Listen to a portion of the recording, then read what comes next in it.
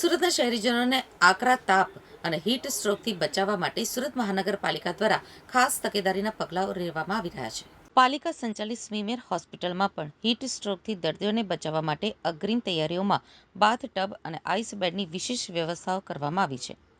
ઉનાળાની સિઝન શરૂ થઈ ગઈ છે. માર્ચ મહિનામાં જ આકરી ગરમી પડી રહી છે. આગાહી પ્રમાણે ગરમીનો પારો 40 ડિગ્રીની આસપાસ પહોંચી શકે છે. આટલા તાપમાન વચ્ચે શહેરીજનોને ગરમી અને આકરા તાપથી ત્રાહિમામ પોકારવાની નોબત આવશે.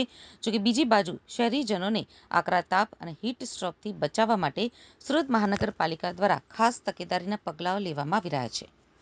સ્મીમેર હોસ્પિટલમાં રોજ હજારો દર્દીઓ જુદા જુદા વિભાગોમાં સારવાર માટે આવતા હોય છે. અહીંયા ફક્ત સુરત જ નહીં પરંતુ આસપાસના તેમજ નજીકના ગામડાઓથી દર્દીઓ સારવાર માટે આવે છે. હવે સ્મીમેર હોસ્પિટલ તંત્ર દ્વારા આકરા તાપ અને વધતા તાપમાનને ધ્યાને રાખીને હીટવેવની સંભાવનાઓ વચ્ચે દર્દીઓ માટે વિશેષ કાળજી લેવામાં આવી રહી છે.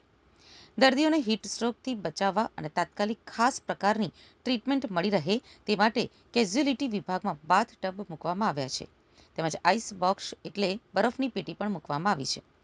સ્મીમેરના ડોક્ટરના જણાવ્યા પ્રમાણે ગરમીમાં જ્યારે કોઈ દર્દી હીટ સ્ટ્રોક એટલે કે લૂ લાગે ત્યારે તેનું બોડી ટેમ્પરેચર નોર્મલ કરતાં વધી જાય છે. સામાન્ય કરતાં હાઈગ્રેડ તાવનો પારો 105થી 106 સુધી પહોંચી જાય છે, જેને પગલે બેભાન થઈ શકે છે અને કંઈ પણ બબડ્યા કરે છે. આ ફરિયાદો એટલે કે જે દર્દી લૂ લાગી હોય તેને જ્યારે સ્મીમેર હોસ્પિટલમાં લાવવામાં આવશે ત્યારે તેની સારવાર માટે બાથ ટબની વિશેષ વ્યવસ્થા કરવામાં આવી છે.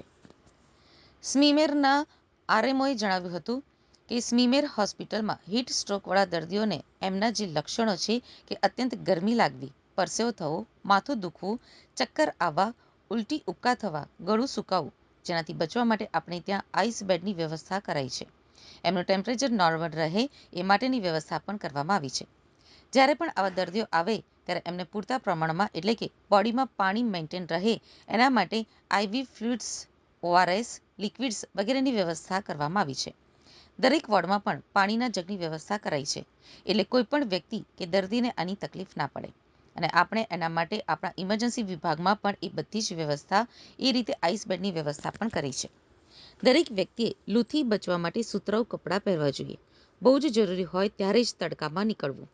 નીકળો ત્યારે માથા ઉપર રૂમાલ, ઠંડુ કપડું અથવા છત્રી કે કેપ પહેરીને નીકળવું અને થોડા થોડા અંતરે નાળિયેર પાણી, લીંબુ શરબત, છાશ વગેરે વધારે લિક્વિડ્સ લેવા જોઈએ જેથી આપણા શરીરનું ટેમ્પરેચર મેન્ટેન રહે. બાથ ટબની અંદર બરફવાળું ઠંડુ પાણી હોય છે.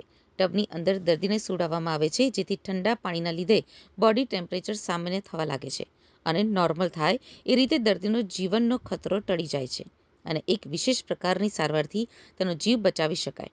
તેમજ સમયસર તાત્કાલિક સારવાર મળી રહે આ તમામ પરિસ્થિતિઓને ધ્યાને રાખીને અને હીટ સ્ટ્રોકની સંભાવનાઓને જોઈને આ વિશેષ પ્રકારની વ્યવસ્થાઓ અને તૈયારીઓ કરવામાં આવી છે.